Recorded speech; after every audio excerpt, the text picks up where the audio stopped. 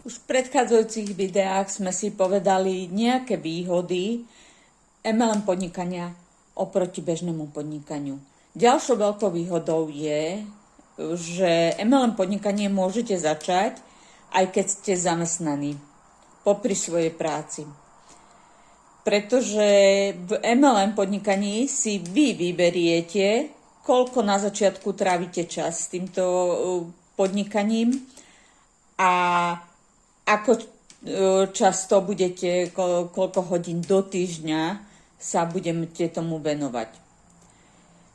Pri bežnom podnikaní toto nie je úplne aplikovateľné, pretože pri bežnom podnikaní potrebujete čo najviacej svojej pozornosti venovať tomu podnikaniu. Takže sa to veľakrát bije so zamestnaním.